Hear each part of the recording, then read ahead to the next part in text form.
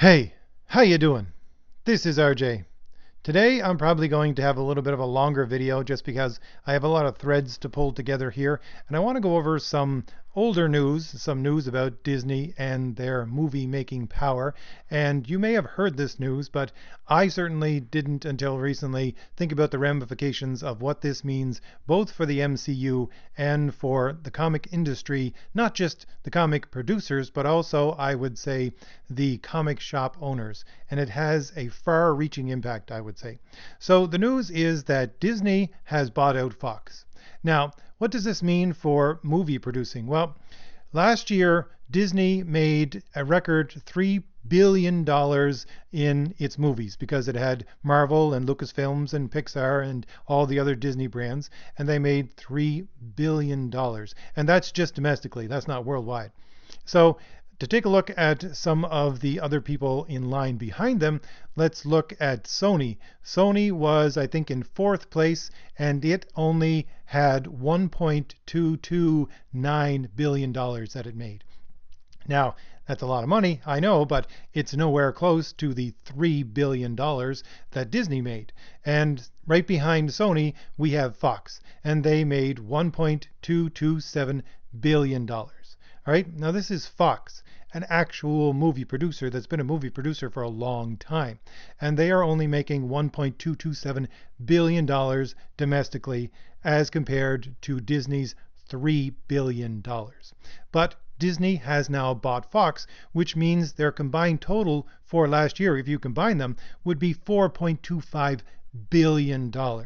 Now that's leaps and bounds above everybody else that's producing movies. This would give them a combined share of almost 40% of all box office profits. That's a large share. So the point is that I want to go over is, what does this mean? First of all, what does this mean for the MCU? Well, it means that they may be producing X-Men movies before the end of the year, and that might be a good thing if you look at it that way.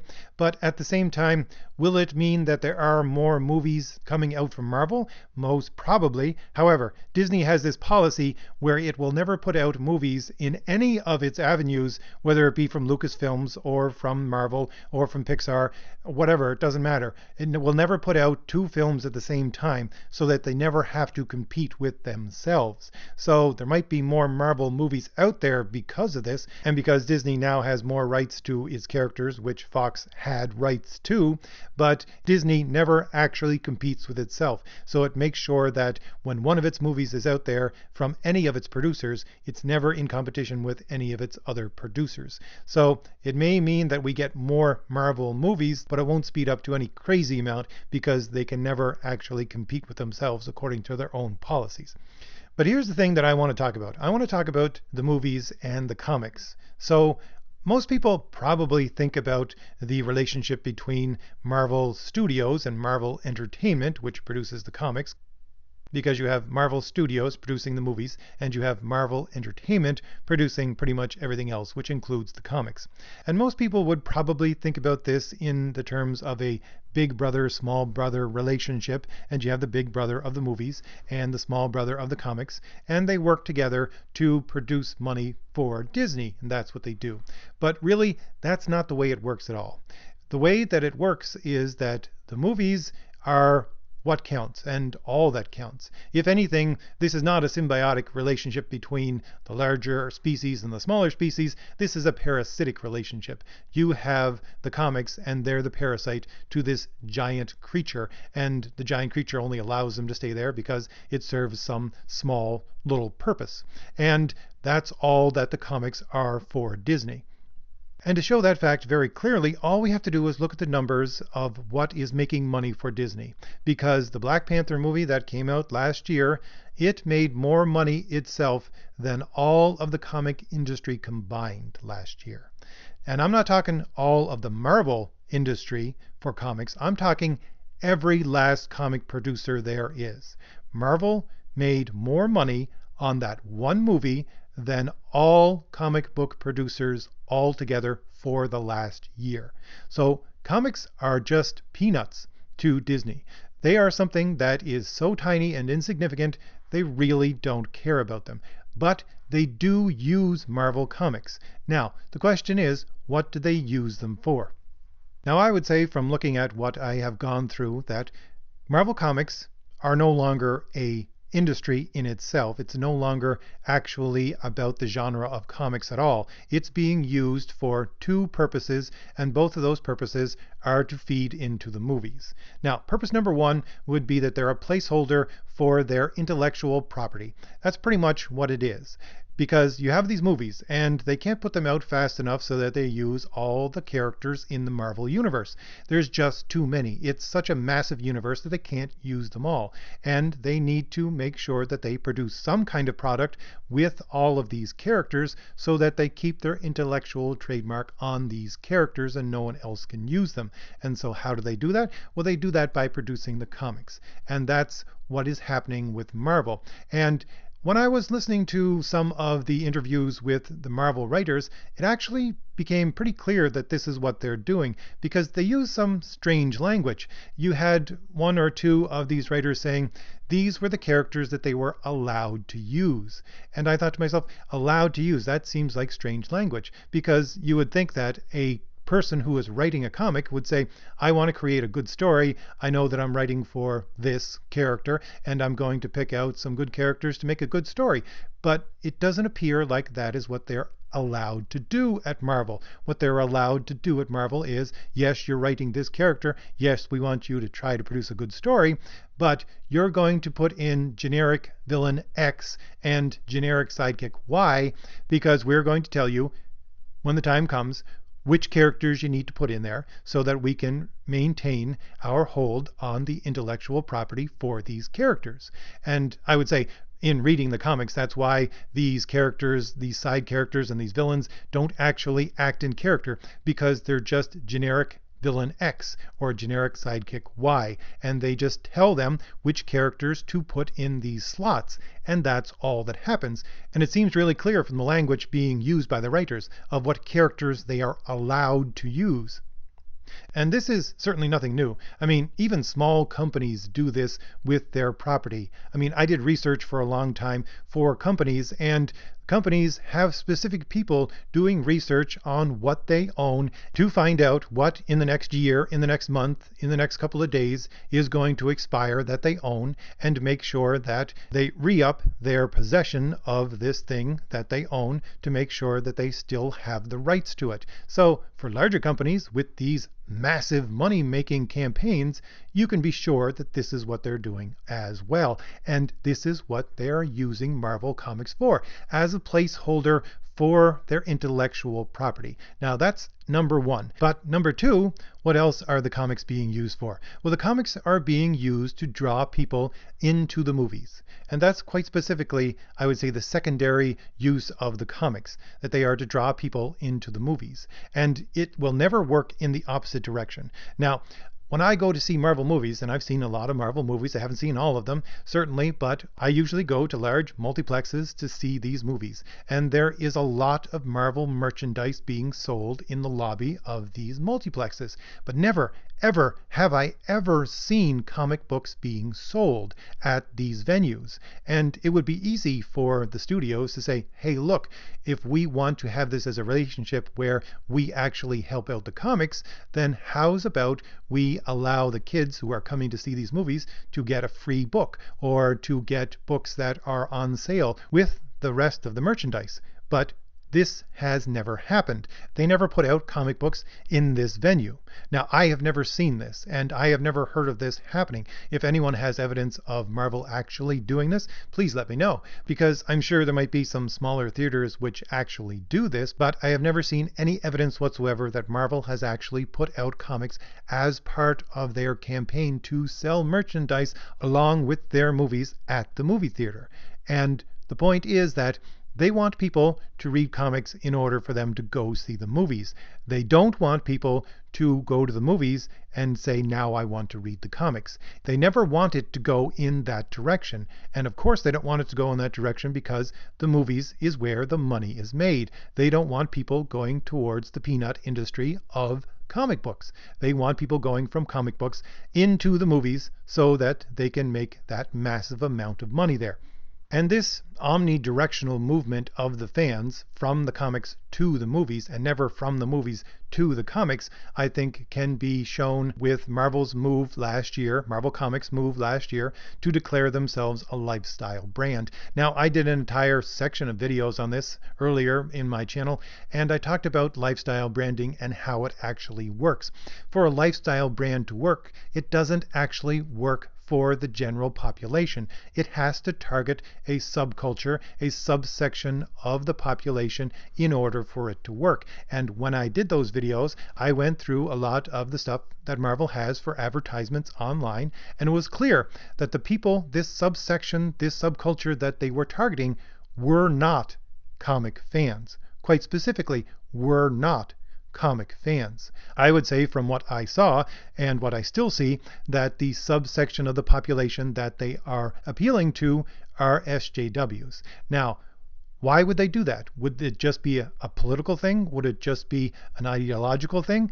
No, I don't think that's the case at all. They're doing it because what are your SJWs typically made up of? Well, they're typically made up of fairly well-to-do, at the very least, middle-class people who have a little too much money and a little too much time on their hands. And of course, this is the kind of people that they want to draw into the movies. And they're also usually made up of the age demographic that they also want to draw into these movies. So specifically, they're targeting such people because they are in the right age group, they have extra money, they have extra time. These are the people that are going to spend money on the movies. And that's what they want. They want to draw the people from the comics into the movies. And on top of that, of course, most SJWs are a bunch of loudmouths, so they're going to promote the movies if they actually like them, and so that's another little benefit. But that's why they target these people with their lifestyle branding in the comics, because they're trying to move the people who read the comics into the theater. So I said this in a number of my older videos. What have comics become?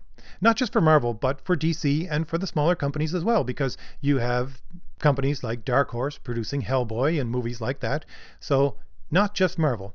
But what have comic books become? Well, quite simply, they have become the equivalent of the free magazine that you get at the theater in order to get you back in that seat again after you watch the movie that you're there to watch now. Quite specifically, that is what they are. Because those magazines that you get for free, they have pretty pictures of the actors or the characters and scenes from the movie in them, and they have a little story to go along with them. And the exact point of those magazines is that you're going to read them as you sit to wait for your movie to start, and you're going to look and say, hey, I would also like to go see this movie when it comes out. So quite specifically, it's to get your butt back in that seat again. And that's what comics have become.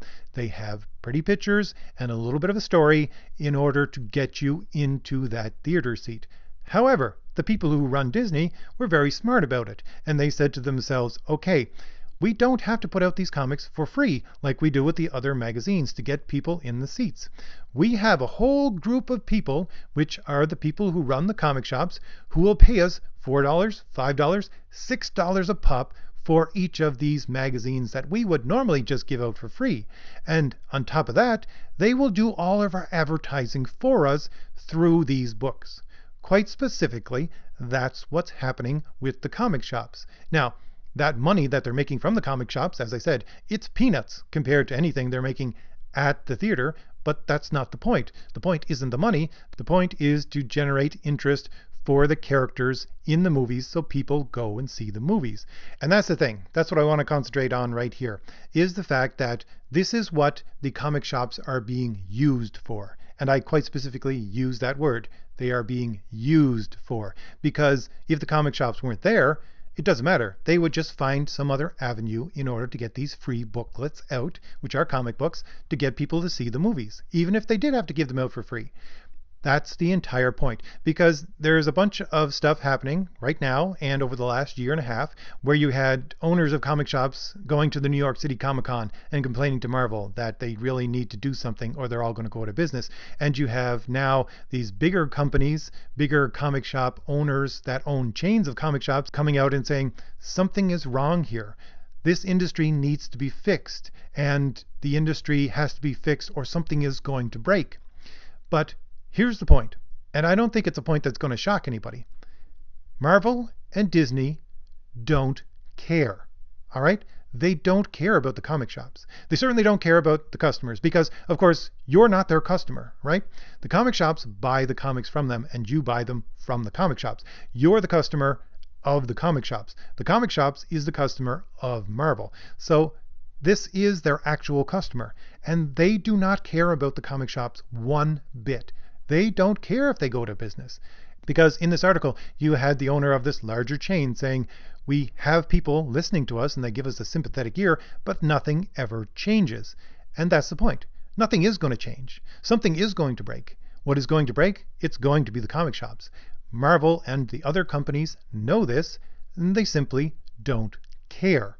And they simply don't care because comics are not being used for what the people who run comic shops think they're actually being used for. They're not actually there as entertainment in themselves. They're not actually there as a genre in themselves. They're there to get people to go see the movies. They're the equivalent of the free magazines given out at the theater so that people go see the movies. They've been duped into taking these free magazines, which are basically worthless, which they realize and have said they know they're basically worthless, and they're buying them for $4, $5, $6 a pop and promoting them so that people will go see the movies. And again, that's only the secondary reason for comics. The primary reason is specifically to be placeholders for their intellectual property. So let's say all of the comic shops, the entire system was to break down. It really wouldn't matter one whit, especially to Marvel and the other companies as well, but think of Marvel. Now, they can still produce the comics, and they can produce them through anybody. They don't care about Marvel Entertainment either. If Marvel Entertainment goes out of business and they stop producing comics, well, that would actually play into what Disney wants. They don't want to be a publisher. They have not wanted to be for at least 20 years now. They tried to be a publisher in the late 90s, and it worked out horribly for them, and they had basically a little policy saying we're never going to be a publisher again. But they had to be a publisher for Marvel when they bought it. And so they wish Marvel to die.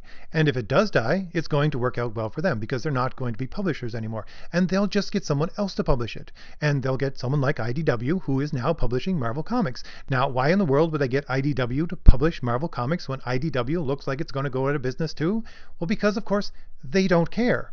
Marvel does not care who publishes its comic books.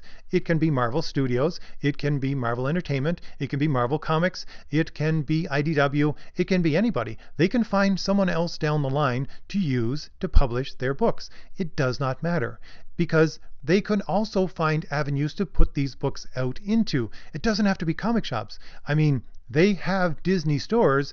If they wanted to, they could simply put out the books in Disney stores and that's it. It doesn't matter. However, we already know that they have other avenues open to them and that they're already seeking out other avenues. DC has already sought out other avenues to distribute their comics. They are putting comics in Walmarts. Now, not all of their comics, but some of their comics, and they're using that as their distributor. And if the comic shops were to fail, then all they have to do is put the little spin racks in the Walmarts with their comics in them. It doesn't have to go to comic shops. It really doesn't. And I would say the same thing is happening with Marvel. Now, we all heard about the Ollie's Bargain Outlet and how they received a call from Marvel saying, can you take all of these graphic novels and comics off our hands? Now, if this is an actual account and Marvel did specifically contact them, one of the points that we can draw from that is this is probably what Marvel will do in the future if comic shops are all to go the way of the dinosaur. They will simply pick some bargain outlets and say, hey, listen, why don't you sell our comics for us? We'll ship them all to you. They'll just pick bigger bargain outlet chains all over the United States and they'll say, listen, why don't you guys sell our comics for us? They don't need comic shops. They really, really don't. And they are using comic shops to buy their comics in a way that they can't return them and then to promote their characters so that people will go see the movies. But again, the amount of money that they make from this is like confetti to them. It means nothing. So if this were to go in another direction, a direction where they wouldn't have to deal with what's going on with the comic shops and all of that, they're just shipping it off to a bargain outlet, then that would be fine by them. because they're still getting their characters out there. They're still out there for people to see, and they still have a placeholder for their intellectual property with these publications, and that's all they care about. Because with 40% of all domestic box office profits going to Disney for movies, with them making over $4.25 billion domestically and over $10.2 billion worldwide on their movies, they don't care about the comic producers, and they don't certainly care about the comic shops. If they go out of business, it does not matter. They will find different avenues. It might actually be more advantageous for Disney if they go out of business. And so these people who are running these shops saying, we need to have some help from the comic producers, they're just crying in the wind. They're not going to get any help whatsoever. If they want to save their comic shops and the whole industry of comic shops altogether, they're going to have to do it themselves. Quite literally and specifically, without any help from comic producers. So, a bit of a longer video, I know, but as I said, there's a lot of threads to tie together there. Hopefully I've given you something new to think about. If I did, hit like. Hit the shield in the lower right-hand corner of your screen to subscribe, and leave me a comment. Tell me if you see this happening in the future, because I would say within 10 years, there will be no more chains of comic stores, and there will probably be no more Marvel. You will just be buying your comics again at a bargain outlet. Anyways, I'll see you later. Bye.